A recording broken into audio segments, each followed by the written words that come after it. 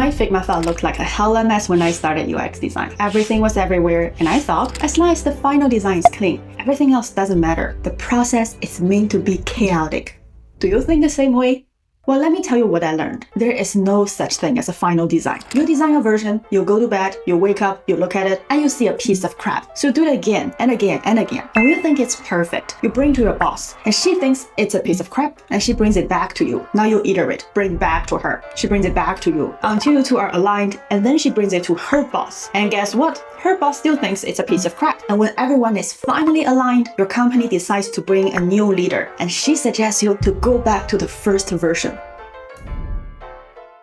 This is one among a million reasons why you should clearly organize and document your design iterations.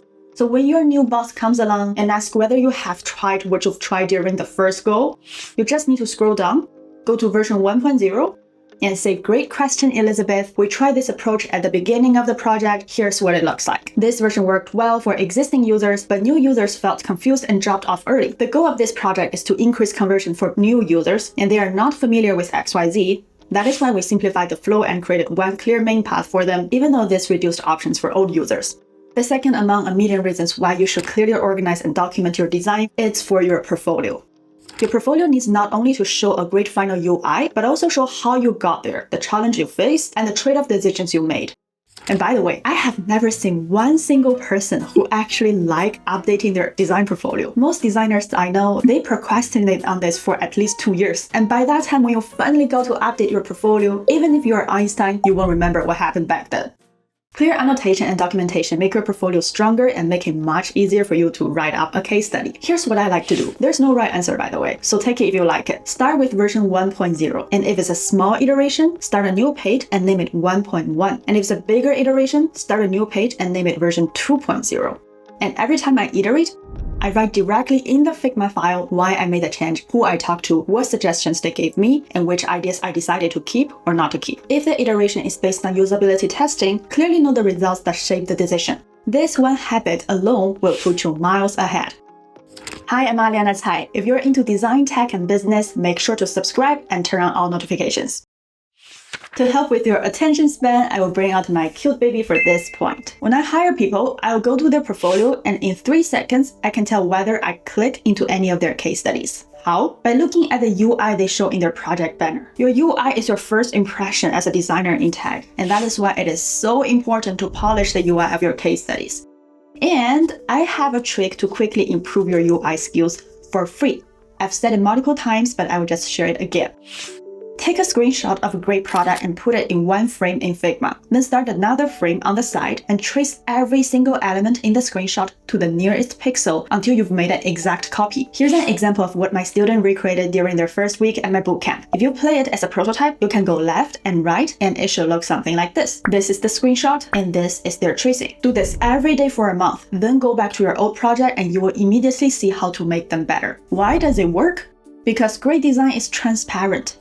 You only learn how to create great design by recreating it yourself. And even if you just do this one thing, your UI will still look so much better than someone who just graduated from a UX design bootcamp or certificate that only taught them theories and principles. Your portfolio matters, and it matters a lot. It's like the sales page for your skills. But here's the problem. 99% of product design portfolios are just like essays. They list every project they did and every step of the process. I did this too when I just started because I thought more content made me look more experienced. Now I know more content might just make me look more cheap and irrelevant.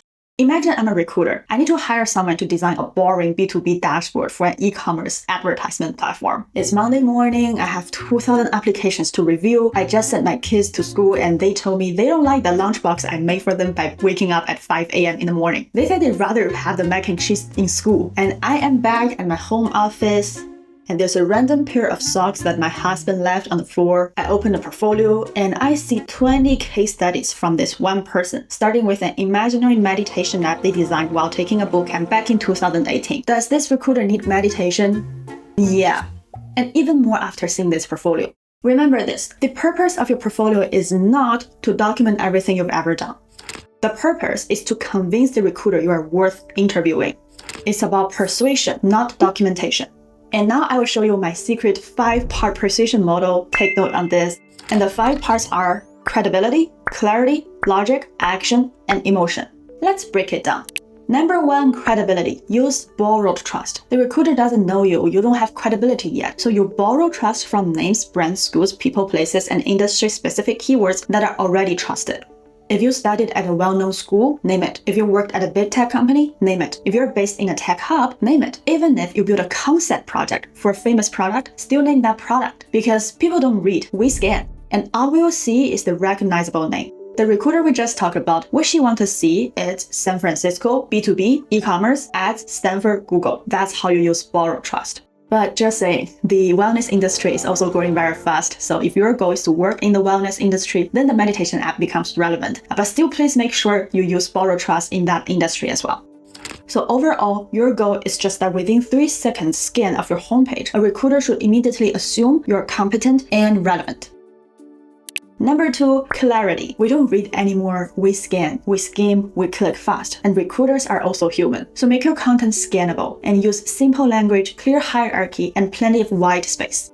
And when it comes to writing, I am just 100% an Apple fan. I think every tagline Apple writes is just punchy, memorable, and easy to understand. So study that. And the easiest way to test if your portfolio is clear enough is to show your homepage to a friend for 20 seconds and then ask them to explain what they see. And if they cannot recall it, too bad. Your content is not clear enough and you have to go back to iterate. Same thing applies to your case study. Your case study is still a pitch, not a documentation. So if someone cannot scan and understand what you did within 40 seconds, then that is an essay, not a pitch. It is too long or too detailed, so you go back and iterate. Remember this, it is perfectly fine to leave out a lot of details about your case study because the point of your portfolio is just to get an interview. You can talk about the details you left out during the interview, but I wouldn't recommend that either because, your interview is also a pitch. Number 3, logic. Now bring the reasoning. This is where I explain why your decisions make sense. Use metrics, frameworks, before and after comparisons, constraints, decisions, and results. And you want to demonstrate your design made the product looks better. That's the UI. Your design made the product feels better. That's the UX. And your design made the product sells better. That's the product design or growth design. When you write your case studies, you want to show the hard things you face and how you work through them. And for every real-world project, we work within constraints. For example, maybe you didn't have enough time for usability testing session. But in that case, how did you make design decisions without the test result? You cannot make it sound like you made every decision by pure guessing. In reality, yes, we make a lot of decisions based on just guess, but you cannot make it sound like, I guess my design made the project better. You need to justify your decision. So let's say you have to choose between option 1, 2, and 3, and you chose number 2 because, not because of your guess is better. You collected internal feedback and saw a clear preference. Or you ran a quick internal usability testing and used that result to guide your decision. Or you counted how many clicks each flow needed and then optimized based on that. Or you estimated the conversion rate of each option and then optimized that. Technically speaking, if you didn't test the product on real users, it all comes as a sort of guessing. Guessing is not good. We want testing. But we all guess from time to time, and the point here is to bring in the logic, and that will make you convincing. Another thing is that 99% of designers only show the logic part inside their case studies, but most portfolios will not even pass the first click. And this means the recruiter only sees your homepage and already decides not to open any case studies. That is why I suggest bring in some metrics onto your homepage as well. What business impact did you create? Highlight that on the homepage so people are more willing to click into your case studies. Number 4, action. There should only be one call to action in your portfolio, and that is to contact you. Make it obvious, make it everywhere, make it easy. This is just a personal thing. I just don't like the email me buttons that automatically open up the Apple Mail app with a prefilled address because I don't use that Apple Mail app. So every time that pops up, I have to close it, copy the address, create the app, open my Gmail manually. So it's just painful for me. Maybe my setup is wrong, but if that happens to me, it might happen to a lot of recruiters too. I just prefer a clean email address I can copy and then paste it to my Gmail because my Gmail is just always open in my background. Some designers use contact forms inside their website. I think they're also fine, but I still feel more secure copying your email and then send it by myself. Number 5, emotion. People don't remember what you talk about, they remember how you make them feel. That's what my mom told me. And honestly, if you did all the things above well enough, then the recruiter is already feeling pretty good about you. But you can spark a little bit more joy by adding personality through your tone, visual design, micro interactions, and storytelling. You want the recruiter to feel like this is a real human behind the portfolio. but I just personally wouldn't take it too far. I will make sure I nail the pitch, metrics, and storytelling before the visual design, not the other way around. Otherwise, by the time everything looks pretty, I would have zero energy left to justify my design decisions, estimate the metrics, and add the right keyword. Then all I have is a pretty package wrapped around a poor product. Many product design roles, I know a lot of you guys still say UX design, but I like to say product design, okay. Many product design roles are actually in the B2B space, not B2C. That means you design technical dashboards and workflows used by businesses. Even for the consumer apps you use every single day, a huge portion of design work happens on internal tools that everyday consumers never see. Let's say Amazon. Does most of the designer work on the consumer-facing shopping app? No. They work on things like Amazon ads, seller tools, operational dashboards. And that is where a lot of product design jobs actually are, and that is why just making your portfolio pretty is not enough. These designs require clarity and business sense much more than visual design. So add a little bit of spark into your portfolios after you finish all the other part. Here is the workflow I recommend for building an epic portfolio. First, wireframe the entire portfolio without worrying too much about the visual design. Focus on structure, content, and the pitch. Test it on your friends and see if they can quickly understand your projects. And if not, iterate on that first. You can use Figma for this wireframing process, or you can directly use Framer to design for free. Framer just launched their design pages, so you can design any idea, from wireframing to high-fidelity design in Framer without impacting production. And once you like the idea, you can bring it to a working site with just 2 clicks. Right-click on the frame, and then select Create Web Page, and there you go. And you use Framer design pages exactly like other freeform design tools like Figma. No matter what tool you use for wireframing, the key is focusing on the overall structure. And once you've nailed that, move on to the hi-fi visual design. Bring in some personality and make your portfolio a work of art. This can take many iterations, coffee, and tea.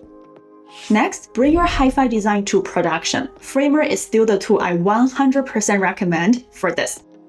If you design everything in Figma, you can use the Figma to Framer plugin to bring your site to Framer and then adjust for responsive design in Framer before publishing. And if you design the site in Framer and already designed for responsiveness in Framer, then just right-click and select Create Web Page. I have a very detailed tutorial on this entire process, link in the description. Watch that after this video. The link to Framer and the discount code are also in the description. Huge thank you to Framer for sponsoring this video and making it possible for you to watch. There are 3 levels of good design. The first level is looks good, that is your UI. The second level is feels good, that is your UX. And the third level is sells good, and that is product design or growth design. Most designers don't spend much time on the third level, but if you do, it will put you miles ahead. Because a great designer in tech helps a business grow. If you're a beginner working on a personal project that is a new product, then instead of just focusing on solving a user problem, also ask yourself, how can this product make money? This is called a business model or a revenue model. If you don't know how to choose a sustainable business model, ask ChatGPT. And if your user is not willing to pay the amount of subscription fee to sustain your business, then there is no product market fit, and you have to iterate until you find one. If you're a beginner working on a personal project that is adding a new feature to an existing product, in that case, ask how much additional annual revenue could this new feature bring to the company?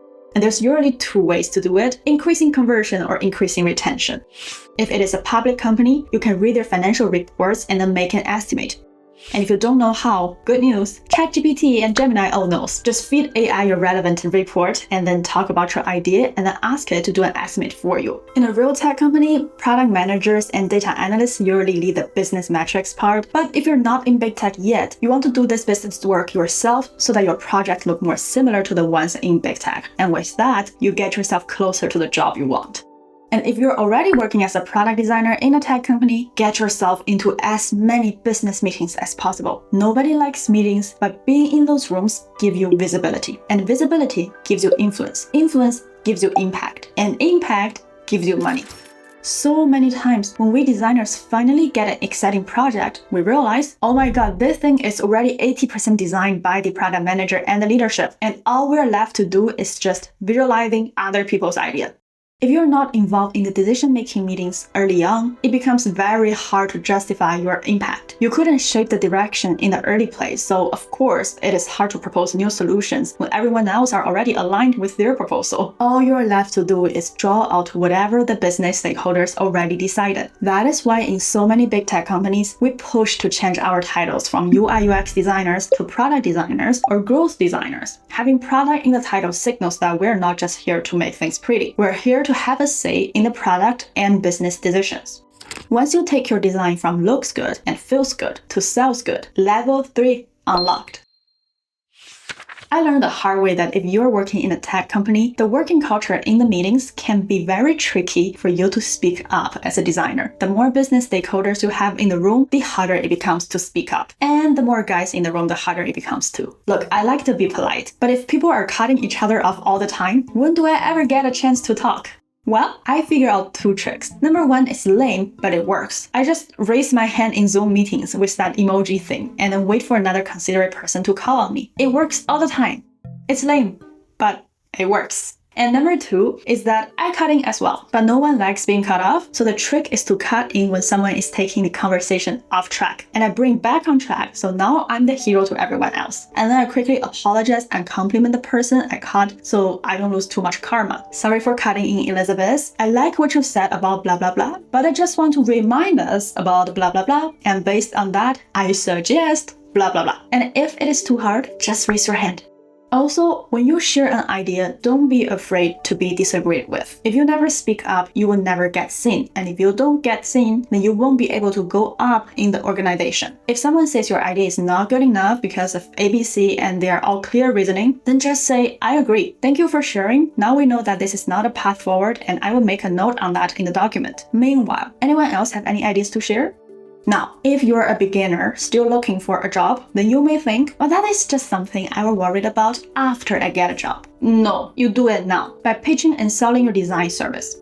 Most designers today need to find client projects before applying for a big tech job because these big tech jobs only hire people with experience. I know it's screwed up, I experienced the same thing, but we gotta do what we gotta do. And a lot of people, including me, hate this pitching part because didn't we sign up to design? I don't recall signing up as a salesperson. Yeah, too bad. If you're not able to pitch and sell your service so that someone pays you to design for their product, then it is very unlikely that you will be able to pitch your design ideas in a meeting room full of these big tech leadership people. When I first had to pitch and sell something, I felt like a fraud. Because I grew up seeing very horrible examples of salespeople. And if you ever grew up in a developing country, you know this, it's just my survival instinct. Everything is a fraud until it's proven not. Horrible mindset to bring if you move to a developed country, by the way. And no matter where you're based, we are all insecure about our own service when we're just starting out. And we're very likely to make this mistake of being too self-focused and wanting to prove ourselves even when we're not sure about if we can actually do the job. So we keep rehearsing the presentation of that one case study we did 1 year ago, where in fact, our client doesn't care about that at all.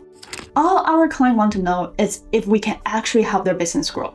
So all you need to do is just find out if you can help their business grow. And here's the key. You don't assume you can. If you assume you are here to justify you can help them grow, then you'll feel like a fraud because you know it's not true. You don't know anything about their business yet. And even the designer at Apple cannot guarantee that she can help every single businesses. What if the business is a piece of crap? It's like you prove you can be a good wife, but to the right person, not to every random guy on the street. So treat your call as a two-way evaluation. Let your client talk first. Ask about their business. Ask about their product and the problem they're trying to solve. And once they share, you can say something simple like, thank you so much for sharing. Let me just try to repeat what I heard in my own words to see if I get this right. And then you mirror their problem back. And if they say, yes, that's exactly it, they feel understood. And only then you'll introduce your work. I recently worked on a very similar project and we achieved some strong result. Would you like to see it? Show the before and after, the problem and the outcome, not every tiny step you took. If they want to know how you did it, you do not need to give away your whole process. You can just say, I can't share every single detail because that's what I charge for, but I can walk you through the overall process. And if we decided to collaborate, our process may look similar to this as well. Share just enough to show that you are capable and you are structured and you know what you're doing. This builds trust, and this also makes them more likely to hire you. When the conversation feels aligned, you can close gently. If you're interested in doing something similar together, let me take some time to draft a proposal tailored to your needs, and I'll get back to you by the end of this week. Then you can take your time to write up a proposal, or you can decide to pass on this project if it's not aligned and move on to the next business. And over time, you can honestly say, I have other clients waiting, so I want to make sure I pick projects where I can give my best energy. Underneath all of this is one mindset shift. Selling is helping. When you help a business grow more than the cost they paid you for your service, that is value. And when you can clearly estimate the value your design creates for a business, you will no longer feel like a fraud, and you will also know what's a fair price to charge. And if you want to improve on your pitching or selling skill sets, I'll leave you with one more tip. Don't say, I'm going to learn how to sell, or I'm going to learn how to pitch. No. Just say, I will sell and I will pitch. The real growth is not learning the theory, but rather doing it in practice. I have so much more I can share on this topic, so if you want to see more content like this, comment product design so I know. My name is Aliana and I talk about design, business, and tech. If you haven't turned on all notifications yet, you should. Otherwise, the algorithm will feed you with more brain rot content than mine. If you're not a product designer yet and want me to walk you through this career transition journey, check out Fast Track UX. We are an official Figma partner bootcamp and we are really good at what we do. If you like this video, you'll also like this video, and I'll see you there. And I will end today's video with this interesting clip from my life.